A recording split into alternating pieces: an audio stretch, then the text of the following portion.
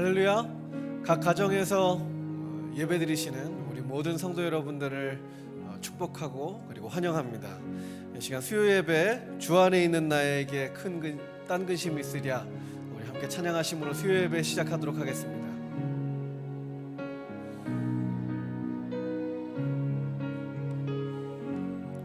주 안에 있는, 주 안에 있는 나에게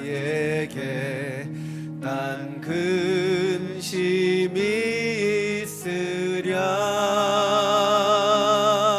십자가 밑에 나가 내 짐을 풀었네. 주님을 찬송하면서, 주님을 찬송하면서 할렐루야 할렐루야. 내 앞길 멀고 험해도 나 주님만 따라가리.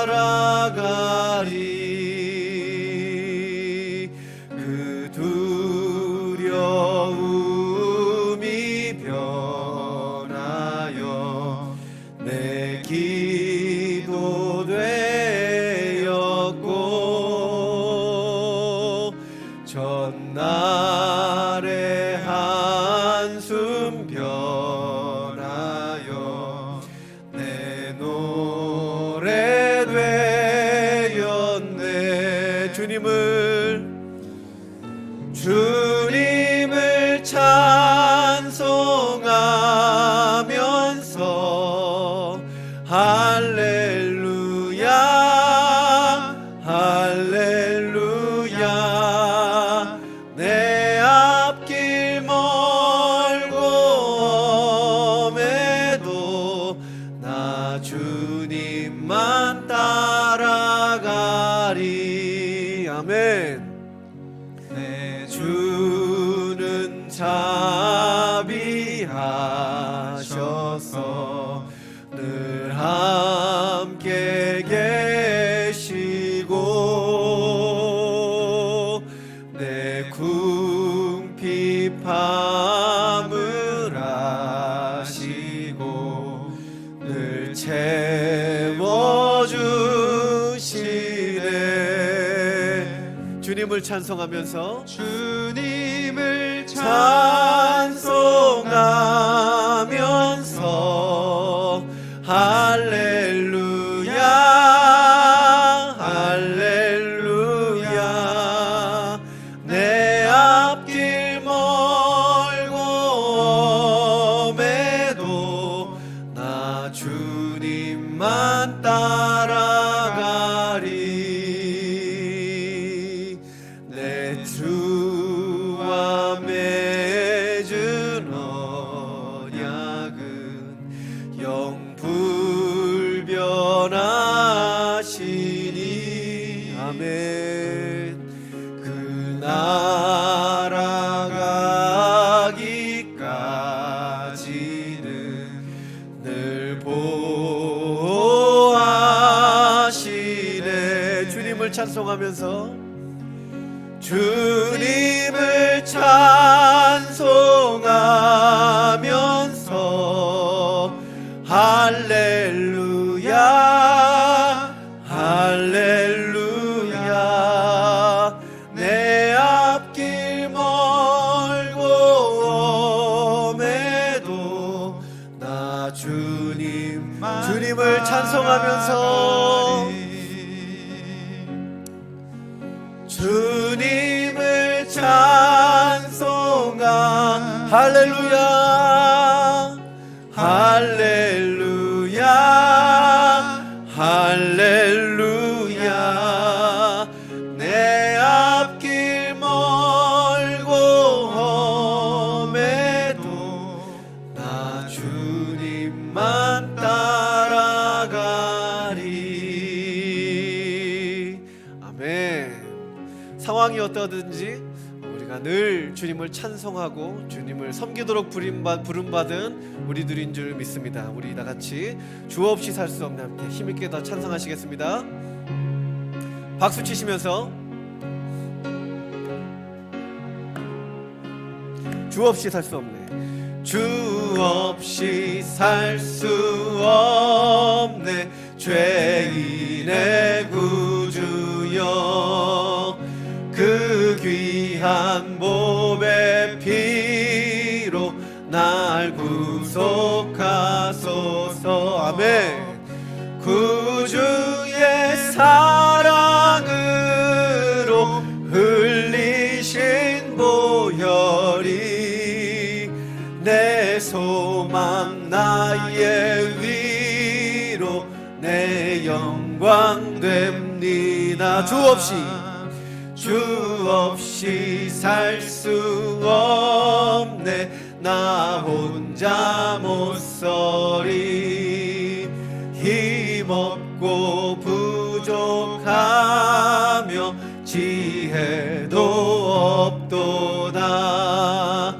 내 주는 나의 생명 또 나의 힘이라. 아멘. 주님을 의지하여 지혜를 얻으리. 주 없이 살 수 없네, 내 주는 아신다. 내 영의 깊은 간구 마음의 소원을 주밖에 나의 마음 네 알아주리요.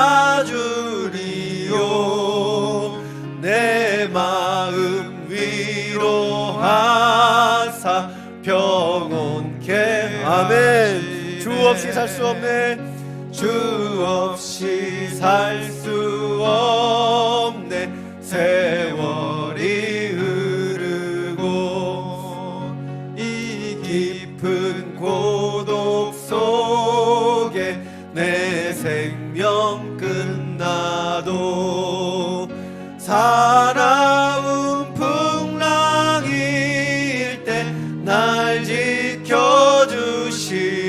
아멘. 내 곁에 계신 주. 우리 4절 한 번 더 찬양하시겠습니다.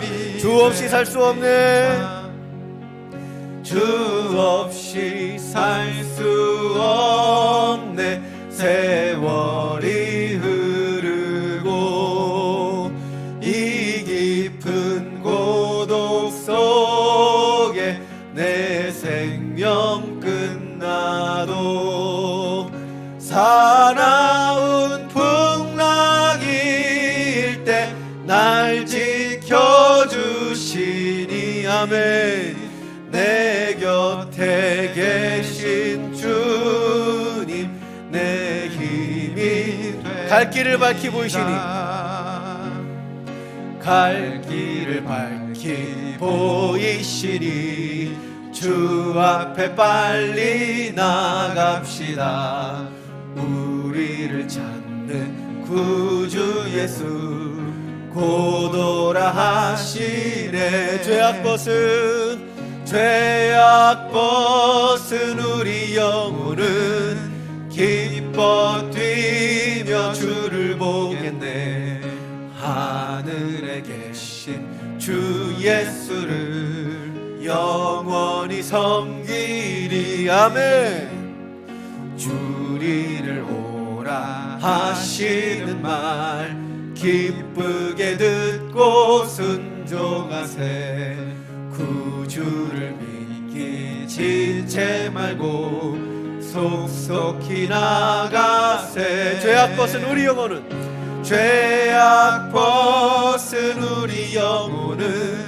기뻐 뛰며 주를 보게. 아멘.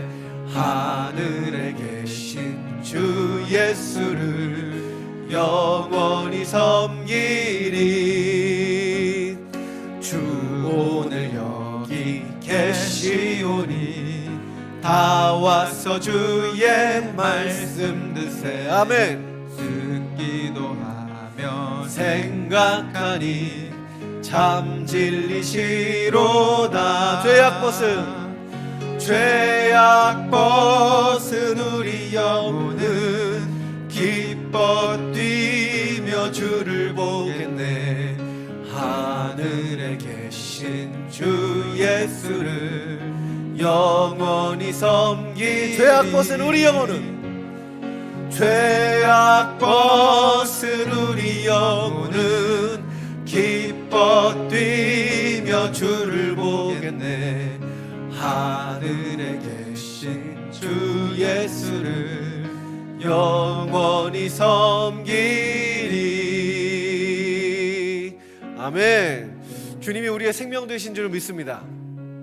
우리가 지금 각자 집에서 예배를 드리고 있지만 이렇게 하는 것은 우리가 죽을 것이 겁나거나 아니면 병에 걸릴 것이 겁나서 그렇게 하는 것이 아니죠. 우리는 우리에게 생명 되신 주님께서 우리 안에 계심으로 생명이 우리를 주관하시는 줄 믿습니다. 하지만 우리가 이렇게 하는 것은 우리 지역사회를 배려하고 우리의 이웃을 사랑하기 위함인 줄을 깨닫습니다. 우리 이 시간 우리가 예수님을 향한 믿음을 다시 한번 더욱더 공고히 다지고자 하는 마음으로 우리가 다시 한번 찬양하길 원합니다. 나 이제 주님의 새 생명 얻은 몸, 나 이제 주님의 새 생명 얻은 몸, 옛 것은 지나고 새 사람이로다. 그 생명 내 맘에 강같이 흐르고 그 사랑 내게서 해같이 빛난다. 영생을 누리며 주 안에 살리라. 오늘도 내일도 주 함께 살리라. 주 안에 감추인 새 생명 얻으니 이전에 좋던 것 이제는 값없다. 하늘의 은혜와 평화를 맛보니 찬송과 기도로 주 함께 살리라. 아멘. 영생을 누리며 주 안에 살리라. 오늘도 내일도 주 함께 살리라. 산천도 초목도 새 것이 되었고 죄인도 원수도 친구로 변한다. 아멘. 얻은 자 영생을 누리니 주님을 모신 맘 새 하늘이로다. 영생을 누리며 주 안에 살리라. 오늘도 내일도 주 함께 살리라. 주 따라 가는 길 험하고 멀어도 찬송을 부르며 뒤따라가리라. 나 주를 모시고 영원히 살리라. 날마다 섬기며 주 함께 살리라. 영생을 누리며 주 안에 살리라. 오늘도 내일도 주 함께 살리라. 아멘. 우리 주 예수 그리스도 안에서 순종함으로 살면 그는 죽음으로 나아가는 삶을 살지라도 이미 산 것이고, 하지만 우리가 아무리 호화로운 삶을 누리고 평안히 산다고 자부할지라도 예수님 안에 살지 못하면 그는 이미 죽은 줄 압니다.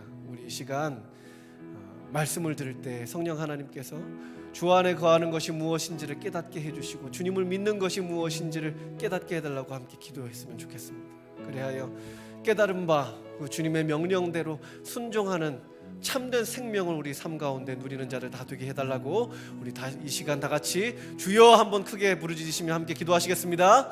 주여!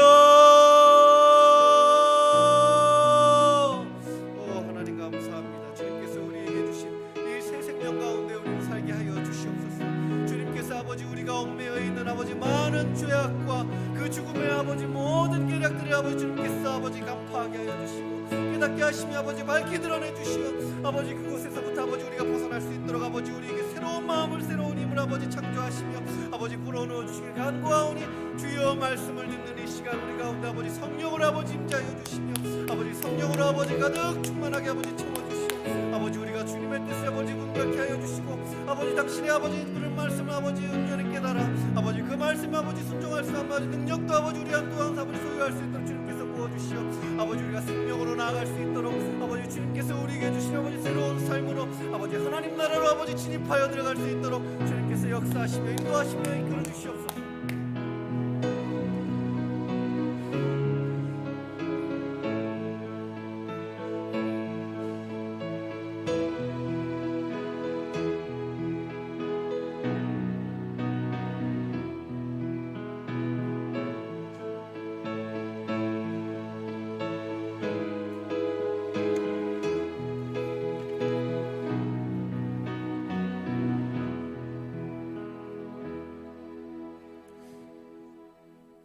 하나님, 무지한 저희들 오늘도 참 하나님이 은혜 주셔서 아버지 하나님의 말씀을 듣게 하시고 돌아보게 하시고 그 말씀을 붙들고 하나님 순종하게 하실 그 은혜에 하나님 감사드립니다.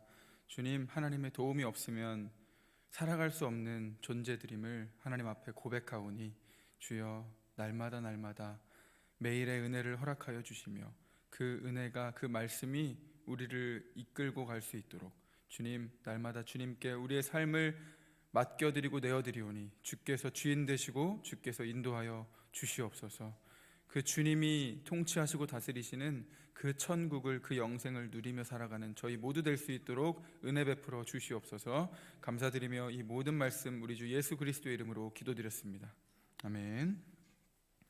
함께 말씀 보겠습니다. 함께 나눌 말씀 누가복음 17장 11절부터 19절까지 말씀입니다.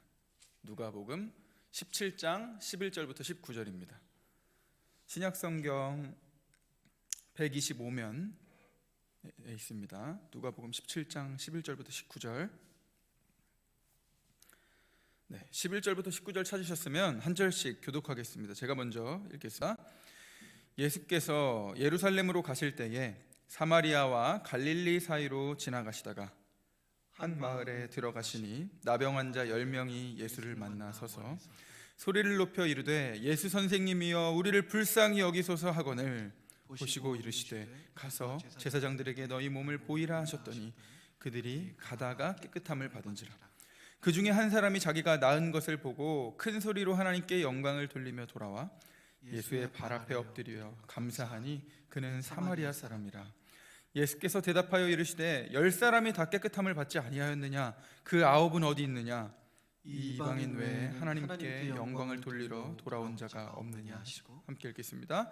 그에게 이르시되 일어나 가라 내 믿음이 너를 구원하였느니라 하시더라. 아멘. 사람이라는 존재는 참 연약한 존재입니다. 그러다 보니 그렇게 연약하다 보니 그렇게 누군가의 도우심이 없으면 어떤 것에 도움이 없으면 살아갈 수 없는 존재이다 보니 수많은 신들을 만들어내고 또 수많은 종교들이 생겨나게 되죠. 우리가 들어보면 참 별의별 신들이 다 있습니다.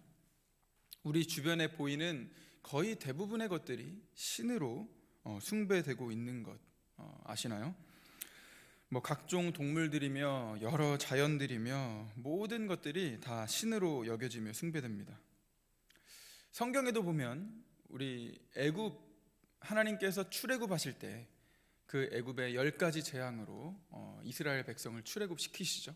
근데 그 10가지 재앙들 역시 그 애굽의 신들이었다라고 하잖아요.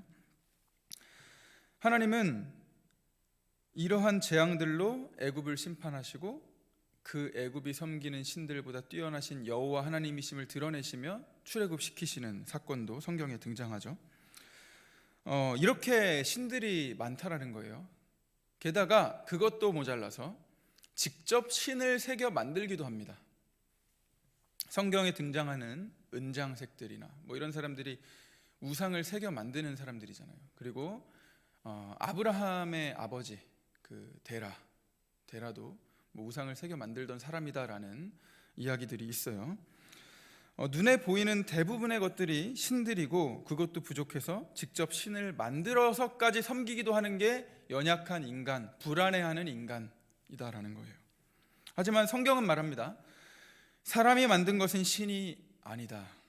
하나님 외에 누가 반석이냐? 하나님 외에 누가 능히 죄를 사하겠느냐? 우상은 세상에 아무것도 아니며 하나님 한 분밖에 없는 줄 아노라 등등 하나님만 우리의 신이 되신다. 하나님만 유일하신 우리의 신이 되신다라는 것을 증언하고 있습니다. 신이 많다라는 것은 사람들이 연약하다라는 것, 그리고 연약하기 때문에 도움이 반드시 필요한 존재들이라는 것을 말해줍니다. 인간이 얼마나 연약한가요? 쓰나미가 몰려오고 지진이 일어나고 전염병이 돌고 하면 정말 속수무책으로 당할 수밖에 없는, 아무것도 할 수 없는 그 대자연 앞에 무기력한 인간임을 봅니다. 그런데 그 대자연 역시 하나님의 피조물에 불과하잖아요. 하물며 창조주이신 하나님 앞에 인간이 얼마나 보잘것없는 존재이겠습니까? 그런데 이 인간이라는 사람들이 재앙 앞에서, 어떠한 그 어려움 앞에서는 납작 엎드려서 도우심을 구하다가도 어느덧 그 문제가 해결되고 그 상황이 지나가고 나면 언제 그랬냐는 듯이 다시금 교만하여 살아가는 존재들, 그게 인간들입니다. 우리에게부터 그런 모습이 발견되어지진 않나요? 한번 과거를 돌아보시기 바랍니다. 내가 하나님 앞에 간절했을 때, 그토록 하나님 붙들고 의지하다가 그 문제가 해결되고 나니 지금은 하나님에 대해 소홀하고 별로 하나님 없이도 살아갈 수 있는 것처럼 그렇게 살아가고 있진 않냐라는 것입니다. 하나님께 은혜는 받았지만 그 은혜를 금세 잊어버리고 나에게 이미 주셔서 누리고 있는 이 풍성한 은혜들을 우리가 기억하기보다 나에게 없는 것들을 주목하고 불평하고 있진 않냐라는 것입니다. 부족한 것이 없다 느껴질 때는 하나님을 찾지 않고 오히려 우리를 결코 책임져 줄 수 없는 돈, 명예, 권력, 이러한 것들, 관계, 이러한 것들을 의지하고 살아가고 있는 무지하고 교만하고 악한 우리의 모습들이 아니냐라는 것입니다. 하나님은 우리가 정말 하나님의 택함받은 하나님의 자녀가 맞다면 이런 우리를 결코 가만히 놔두시질 않습니다. 야고보서 5장 13절 전반부를 제가 읽어드릴게요. 너희 중에 고난 당하는 자가 있느냐? 그는 기도할 것이요. 하나님은 자기 택한 백성을 향해 고난이 닥쳐올 때 막아주시는 게 아니라 이렇게 말씀하시죠. 고난 당하냐? 기도해라. 고난을 안 막아주신다라는 거예요. 오히려 고난을 허락하시기도 하는 아버지 하나님이심을 우리는 알 수 있습니다. 하나님은 기도하지 않고 하나님을 의지하지 않는 자들에게 고난을 허락하시면서까지도 기도하고 하나님을 붙들게 하십니다.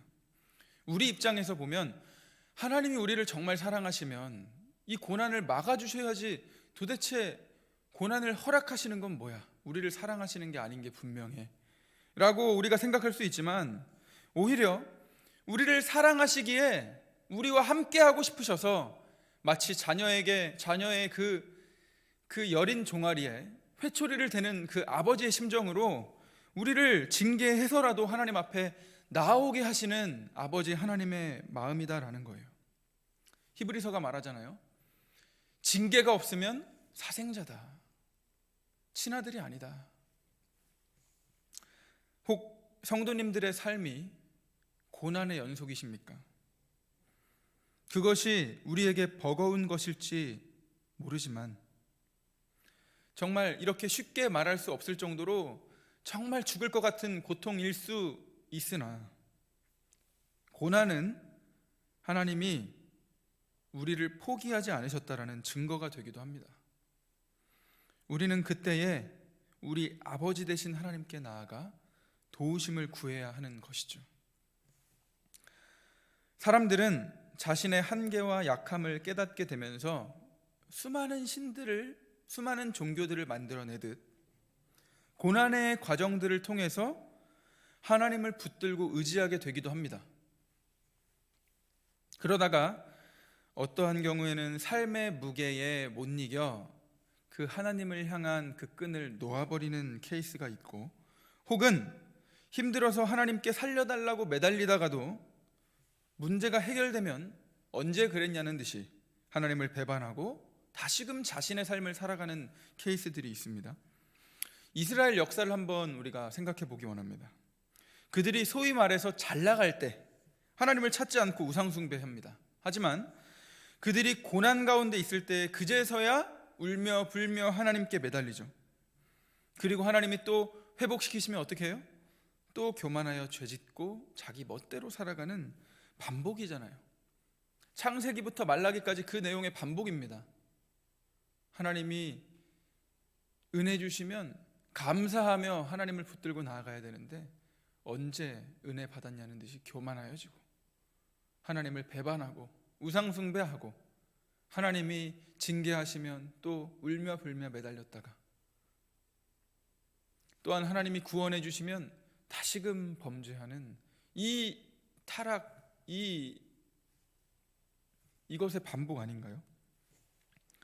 참 한결같이 하나님을 배반하고 교만한 인간들을 우리 하나님은 포기하지 않으시고 신실하신 사랑으로 어르고 달래가며 때로는 무섭게 혼돈해가며 사랑으로 회복시키시는 사랑의 하나님이십니다. 그 사랑이 얼마나 감사한지 몰라요. 인간들은 어때요? 아무리 자기 자녀라고 해도 반복해서 똑같이 대들고 또 선을 넘고 하면 호적에서 파버리는 부모님들도 있잖아요. 그런데 하나님은 택하신 자신의 자녀를 결코 호적에서 파버리지 않으신다라는 거예요. 오히려 때리고 정말 마음 아프지만 고난의 상황에 몰아넣어서라도 돌이키고 하나님께 나오게 하시는 사랑의 하나님이 우리 아버지십니다. 이 사랑에 감사하시며 이제는 좀 나의 욕심, 나의 생각, 나의 경험들을 내려놓고 속히 돌이켜서 우리 인생의 주인 되시며 유일하게 나를 책임져 주실 수 있는 그 아버지, 그 하나님 앞에 우리의 인생을 맡겨드리고 그 하나님께 나아가게 되시기를 축복합니다. 오늘 본문은 믿는 성도들에게 자연스럽게 맺혀야 되는 감사에 대한 내용입니다. 그 믿음이 진짜 믿음이라면, 그 믿음이 정말 하나님을 사랑하는 그 진짜 믿음이라면 자연스럽게 감사가 표현되어야 된다는 거예요. 본문을 보면 10명의 나병 환자가 등장합니다. 그들은 동일하게 나병 환자였고요. 그 나병이라는 것은 그 당시 정말 철저하게 소외된 삶을 살아야만 했던 외롭고 쓸쓸한 삶을 살았으며, 또한 그 당시 사회적 통념이 나병 환자, 질병, 저주받은 자, 하나님께 버림받은 자로 여겨졌다라는 거예요.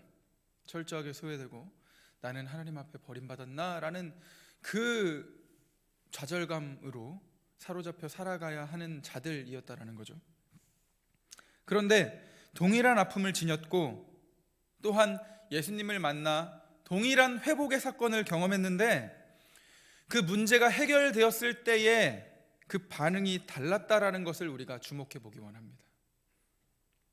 오늘 본문의 예수님은 사마리아와 갈릴리 사이를 지나가다가 한 마을에 들어가셨다라고 성경이 증언하고 있죠. 사마리아와 갈릴리 사이였다 보니까 아마도 사마리아 나병 환자, 유대인 나병 환자가 섞여서 무리지어 살았던 것 같아요. 거기서 10명의 나병 환자를 만나게 되죠. 이 나병 환자들은 예수님에 대한 소문을 들었고 예수님에 대해 알고 있던 것으로 보여요. 왜 그런가요? 10명의 나병 환자들이 예수님을 만나게 되니까 동일하게 예수님을 향해 소리 지릅니다. 외쳐요. 13절에 뭐라고 하나요? 소리를 높여 이르되 예수 선생님이여 우리를 불쌍히 여기소서라고 외치고 있다는 거예요. 동일하게 예수님께 나아가 도우심을 구하고 있다는 것입니다. 12절에 보면 멀리 서서 외쳤다라고 기록하고 있는데 이것은 당시 나병 환자들의 삶이 어떠했는지를 그 배경을 모르면 우리는 이렇게 생각할 수 있죠. 아니, 더 예수님 앞에 가까이 나아가야지. 그게 진짜 예수님 붙드는 모습 아니야? 멀리 서서 외쳤다라는 것을 혹 부정적으로 해석할 수 있는 여지가 있는데, 근데 그게 아니다라는 거예요. 당시 나병 환자들은 사람과 접촉할 수 없었죠.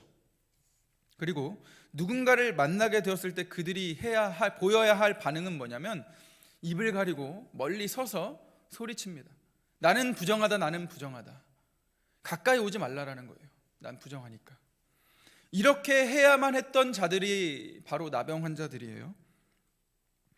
나병 환자가 접촉하는 모든 자들이 부정해진다라고 여겼기에 나병 환자는 함부로 감히 예수님 앞에 나아갈 수가 없는 겁니다. 그것이 율법이기도 했고요. 하지만 그들은 예수님이라면 자신의 문제를 해결할 수 있을 거다라는 간절한 마음으로 외치고 있어요. 예수 선생님이여 나를 불쌍히 여기소서. 예수님은 14절에 보면 그들을 바라보십니다. 그들을 주목해서 보시는 거예요. 그리고 그들에게 명령하십니다. 가서 제사장들에게 너희들의 몸을 보여라. 이 말은 무슨 말이냐면 당시에 이 나병이라는 질병이 나았을 때, 그 증상이 사라졌을 때에 제사장들에게 가서 자신의 몸을 보여서 나는 나았습니다를 입증받아야만 했습니다. 그래야 공동체에 다시금 속할 수 있는 거죠. 그런데 지금 상황은 좀 달라요. 아직 나병이 안 나았는데 여전히 내 몸은 만신창인데 제사장에게 가서 몸을 보이라는 것입니다. 터무니없는 명령인 거죠. 어떻게 보면 이 터무니없는 명령은 마치 하나님이 모세에게 뱀의 꼬리 잡아라고 명령하는 것과 똑같아요. 터무니없습니다. 그들이 나병이 여전히 몸에 증상이 있는데 그 당시 종교 지도자들이었던 제사장들에게 나아가면 그들이 어떤 취급을 받고 또한 이제 어떠한 삶을 살아가게 될지 모르는 겁니다. 함부로 나아갈 수가 없는 거예요. 그런데 그들은 예수님의 말씀에 순종하여 제사장에게 나아갑니다. 먼저는 간절히 예수님께 도우심을 구했고요. 그리고 주시는 그 예수님의 말씀에 순종했어요. 그랬더니 그들의 문제가 해결되죠. 마치 아람 장군 나아만의 모습이 그려지죠. 당시 강대국 아람 장군이었던 유력한 장군이었던 나아만 역시 나병 환자였어요. 아무리 자신이 유력한 장군이라 해도 그 나병 앞에 속수무책입니다. 그래서 먼 타국 이스라엘까지 찾아와서 하나님의 선지자라고 하는 엘리사에게 가서 도움을 구하잖아요. 그 하나님의 선지자인 엘리사의 그 말, 즉 하나님의 명령에 순종하여 요단강물에 몸을 7번 담갔을 때 터무니없는 일 아닌가요? 그 아람에도 깨끗한 강이 있는데 굳이 요단강에 가서 담가야 될 건 뭐야? 라는 생각이 들죠. 그죠? 그럼에도 불구하고 하나님의 말씀에 순종했을 때 놀랍게 회복시키는 역사가 일어난다는 거예요. 우리 사랑하는 성도님들, 우리의 삶의 문제들을 가지고 우리는 누구를 찾아가 도우심을 구하고 있는지 한번 생각해 보시기 바랍니다. 쉽게 말해서 누구를 나는 의지하고 있는가라는 거예요. 이 세상 수단 방법 다 써보다가 안 되니까 하나님 앞에 나아오시나요? 아니면 하나님만 이 문제를 해결할 수 있으니 하나님 앞에 가장 먼저 이것들을 가지고 나아가고 계시나요? 우리는 하나님 말고 의지하고 있는 것들이 참 많아요.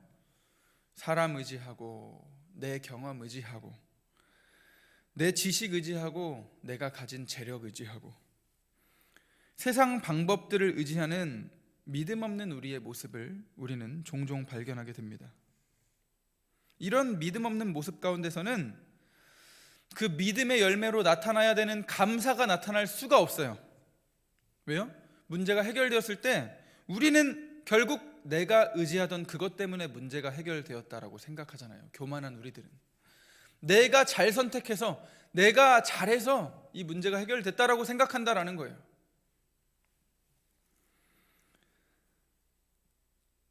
내가 의지하던 그 우상들을 계속해서 숭배하거나 아니면 혹 자기 자신을 숭배하는 그 방향으로 나아가게 된다는 거죠. 감사는커녕. 오늘 본문에 등장하는 10명의 나병 환자들의 모습을 보면 참 믿음 좋아 보이는 모습들입니다. 왜요? 예수님의 터무니없는 명령에 순종했잖아요. 낫지도 않았는데 제사장에게 가서 보여라 라고 하니까 순종하여 나아갔다라는 거예요. 10명 다. 그런데 진짜 믿음은, 그게 진짜 믿음이라면 그게 진짜 믿음인지 아닌지는 그 이후에 갈리게 됩니다. 그들의 문제가 해결되었을 때에, 그들에게 더 이상 아쉬울 것이 없을 때에 누구 앞에 나아오는가 참 중요하죠.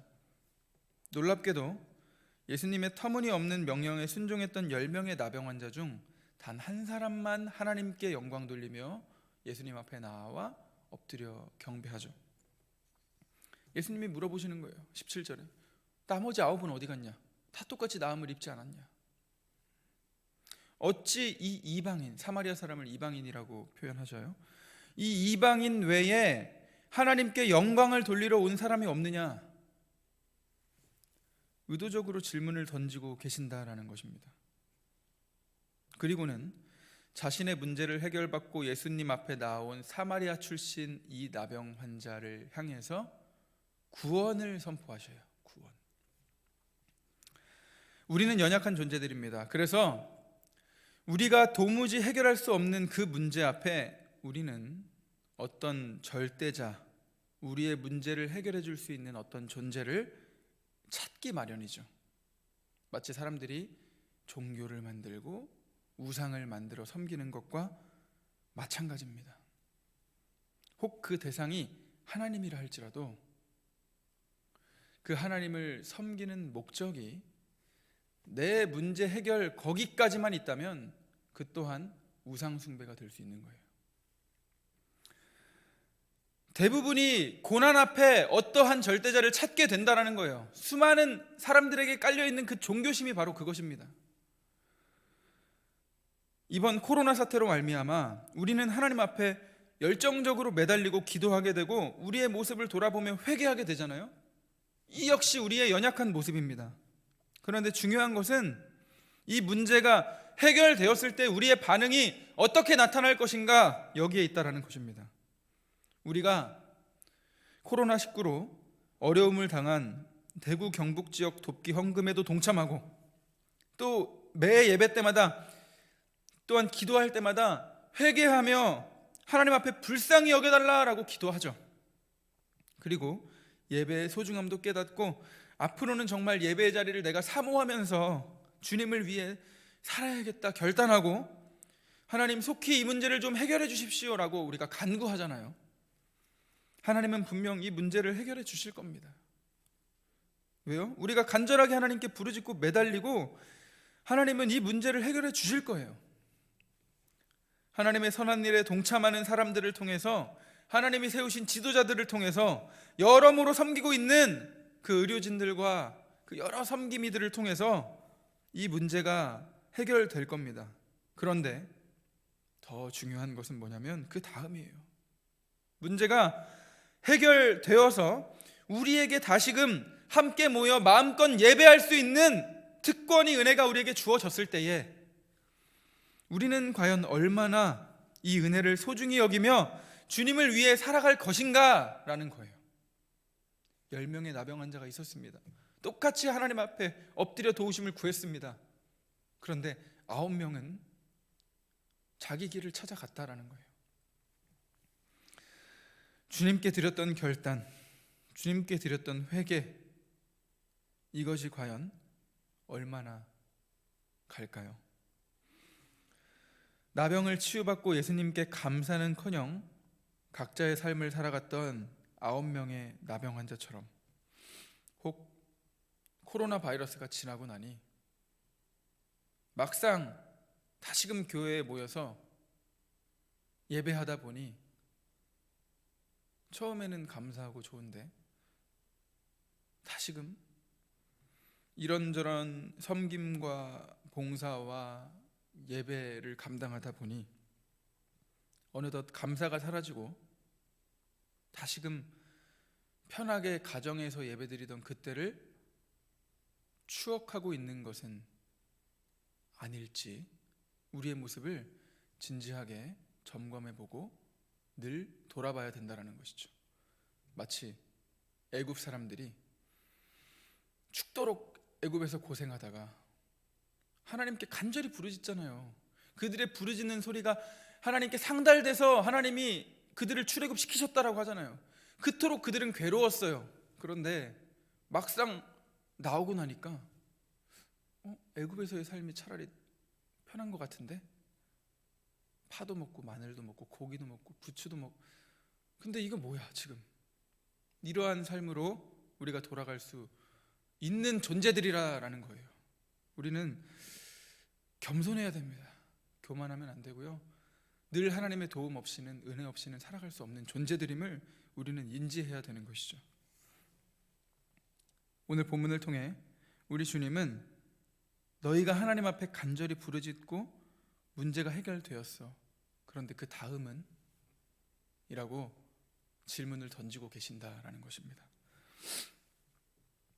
분명 10명이 나음을 입었는데 단 한 사람만 하나님께 영광을 돌리며 예수님 앞에 나와 경배하죠. 참으로 예수님을 향한 믿음이 있던 자는 이 한 사람뿐인 거예요. 그 외의 9은 자신의 절박함 때문에, 자신의 어떠한 필요에 의해, 자신의 어떠한 공허함 때문에 그냥 절대자의 도움을 구했으나 문제가 해결되니 그분이 별로 필요 없어진 겁니다.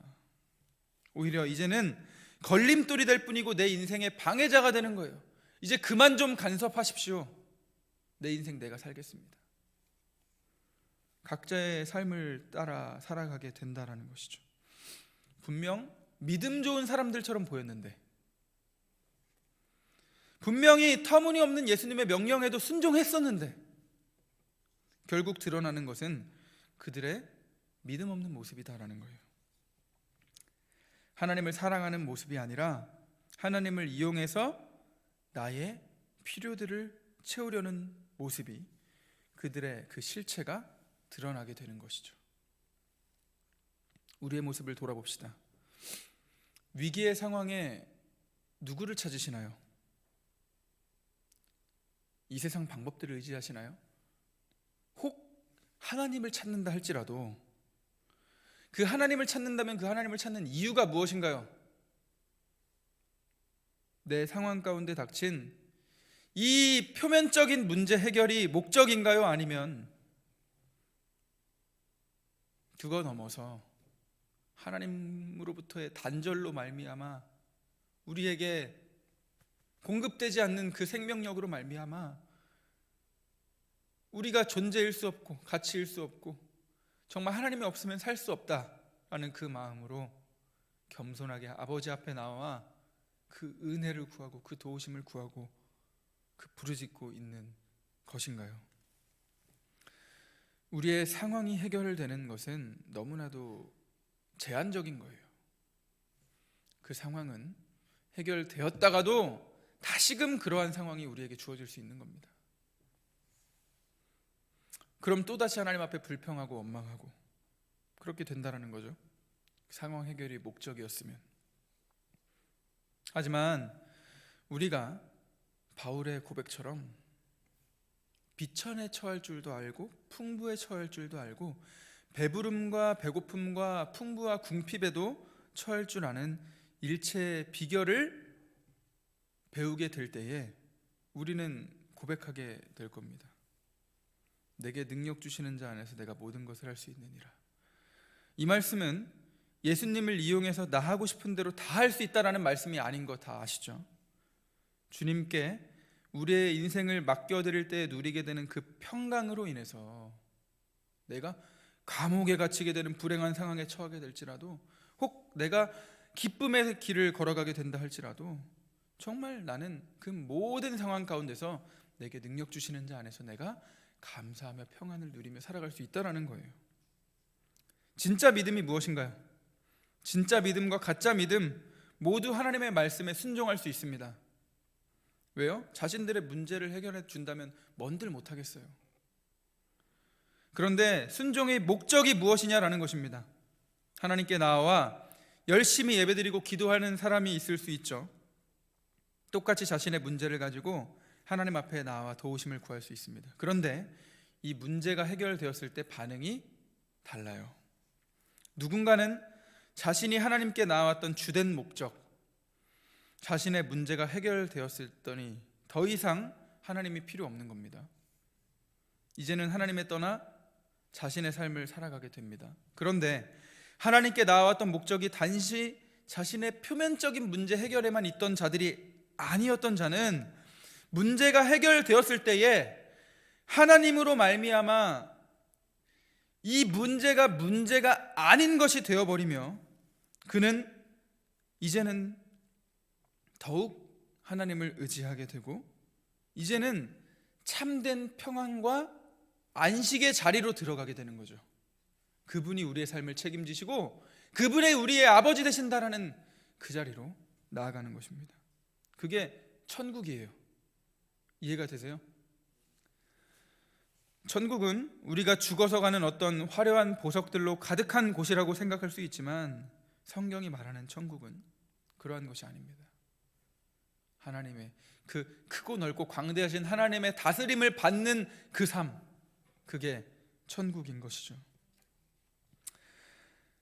하나님의 인도하시는 삶, 하나님의 통치를 온전히 누리며 살아가는 삶, 그 영생을 살아가는 삶이 바로 천국입니다. 그래서 우리 주님은 19절에 하나님께 정말 이제는 영광을 돌리며 감사를 드리며 예수님 앞에 나와 경배하고 있는 이 사마리아 출신 나병 환자를 향해서 구원을 선언하고 계십니다. 네 믿음이 너를 구원하였다. 그 나병 환자의 삶은 이미 구원받은 자의 삶이 된 거예요. 그리고 머지않아 온전한 하나님의 통치가 이루어지는 그 새하늘과 새 땅에서의 삶을 그는 누리며 살아가게 되겠죠. 이 나병 환자가 그 당시에는 예수님의 말씀을 온전히 이해하지 못했을지 모르겠습니다. 하지만 성령의 조명하심을 받아 이 말씀을 대하고 있는 우리는 압니다. 하나님께 순종하기를 기뻐하며 감사하는 자만이 누리게 되는 그 천국, 그 영생, 그 기쁨, 그 구원, 이것을 날마다 누리며 맛보며 살아가는 저와 우리 성도님들이 다 되실 수 있기를 간절히 축복합니다. 결론입니다. 야고보서에서 이야기하는 죽은 믿음이 우리의 믿음이 아니기 원합니다. 야고보 사도가 말하죠. 전혀 너희에게 영향력 끼치지 못하는 그 믿음이 과연 너희를 구원하겠느냐. 그거는 너희에게 구원을 가져다 주는 믿음이 아니다라는 거예요. 그런 믿음은 귀신들에게도 있다라는 거죠. 상황과 환경에 상관없이 발휘되는 믿음, 나를 구원하신 예수 그리스도로 말미암아 절대적으로 주어지는 그 믿음, 그 믿음의 열매로 나타나는 감사, 이것이 우리의 삶에 넘쳐나게 되기를 바랍니다.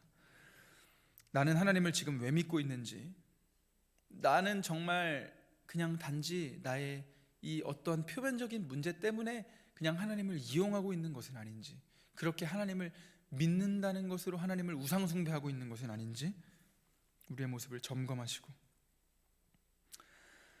하나님이 나의 주인 되시며 나에게 모든 것 되신 그분을 사랑하기에 그분을 믿고 따르는 구원받는 믿음이 우리의 믿음이 되기를 간절히 원합니다. 영생을 살아가십시오.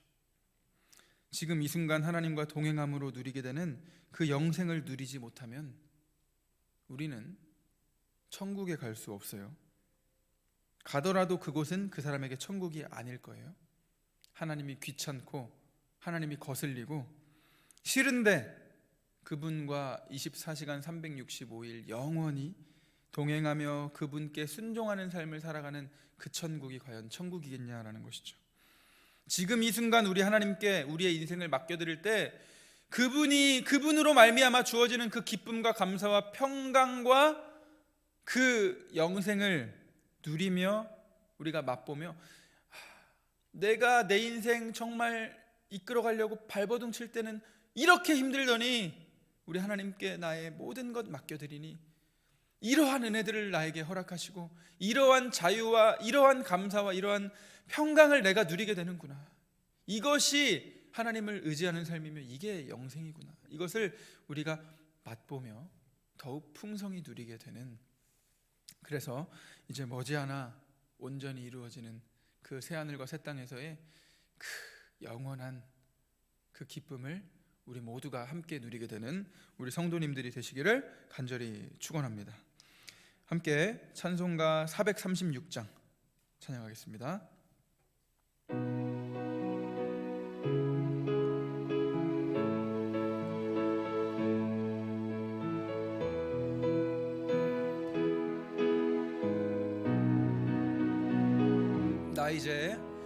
나 이제 주님의 새 생명 얻은 몸, 옛 것은 지나고 새 사람이로다.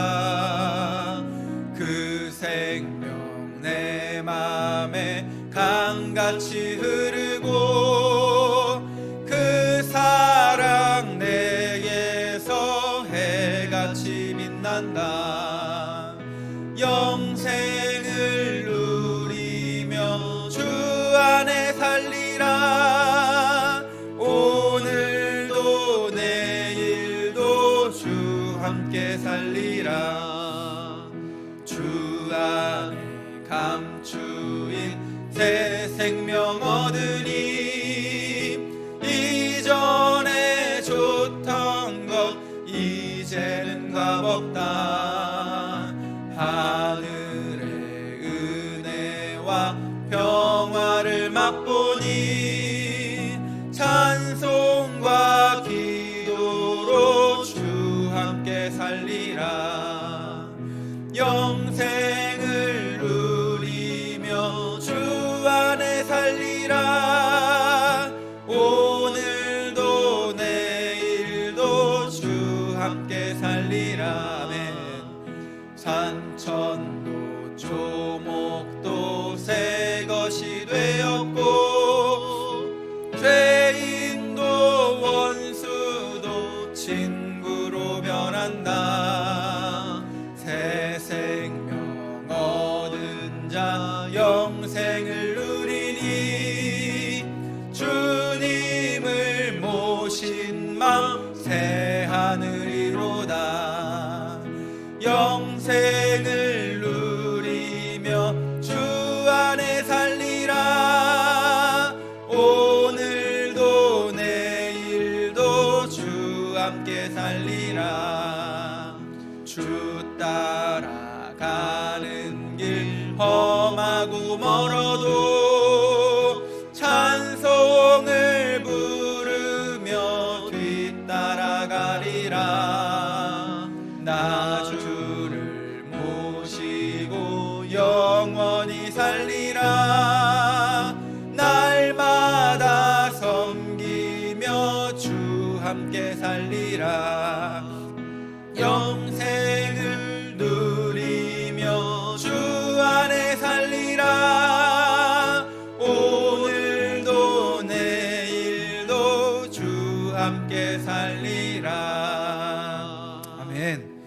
우리 시간 잠깐 같이 기도할 때 하나님께 간절히 기도했으면 좋겠습니다. 하나님, 저는 하나님을 무엇 때문에 믿고 있고 하나님을 무엇 때문에 사랑하고 있습니까? 우리 스스로에게 한번 질문을 던져보시며 하나님, 정말 우리가 주님을 사랑하기 원합니다. 또한 정말 주님께서 나의 주인 되심을 인정하기 원합니다. 말로는 주님이 주인 되신다고 하는데 여전히 내 삶의 주인이 내가 되어서 내 경험들을 따라, 내 지식들을 따라, 내 방법들을 따라 내가 주인 되어 살아가고 있던 삶은 아닌가요? 주님, 우리를 불쌍히 여겨주시고 우리가 이제 주님과 동행하는, 주님이 내 삶의 주인 되시는 그 영생을 누리며 그 기쁨을 맛보며 우리가 살아갈 수 있도록 우리에게 믿음을 더해 주시고 우리에게 은혜를 달라고, 우리 이 시간 잠깐 같이 기도하도록 하겠습니다. 함께 기도하겠습니다. 아버지 하나님, 이 시간 아버지 우리 앞에, 우리가 주님 앞에 간절히 간구하는 것은 하나님, 우리의 간절한 소원이 주와 동행하는 것이 되기 원합니다. 주님께서 우리의 인생의 주인 되시는 것이 되기 원합니다. 하나님, 여전히 내려놓지 못하고 있는 것들이 있습니까? 여전히 내가 주인 삼고 있는 것들이 있습니까? 아버지 하나님, 그 모든 것들 우리를 책임져 줄 수 없는 것임을 우리가 알면서도 불구하고 우리의 참 믿음 없음이, 우리의 주님을 의지하지 못함이, 하나님 그러한 것들을 놓지 못하고 포기하지 못하고 여전히 하나님 붙들고 그것들을 우상 삼아 살아가게 만드는 아버지 하나님, 우리의 모습입니다. 주여 불쌍히 여겨주시고 하나님, 우리를 긍휼히 여겨주시고 우리가 다시 한번 주 앞에 아버지 이제는 깨달아 주의 말씀에 순종하여 아버지 하나님 우리의 삶을 돌이켜 주님께로 나아가는 우리가 될 수 있도록 도와주시옵소서. 주여 도와주시옵소서.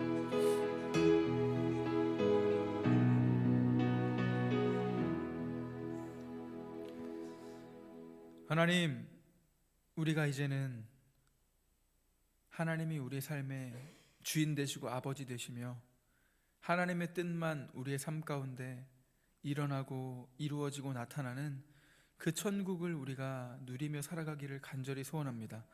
하나님, 우리가 그럼에도 불구하고 여전히 붙들고 있는 수많은 우상들, 아버지 정말 하나님을 온전히 의지하지 못하고 하나님을 향한 그 믿음 없음으로 말미암아 하나님이 우리를 책임지신다라는 그 사실을 우리가 신뢰하지 못함으로 말미암아 여전히 하나님의 뜻에 불순종하고 있는 영역들 주 앞에 있음을 고백합니다. 주여, 우리의 이 믿음 없음을 불쌍히 여겨주시고 우리가 정말 하나님만 우리를 책임지실 수 있는 우리의 유일한 신이시며 우리의 아버지 되신다라는 이 사실을 다시 한번 주님 깨닫고 하나님의 말씀을 우리가 들었사오니 순종하여 그 영생을 누리는 삶을 살아가기 원합니다.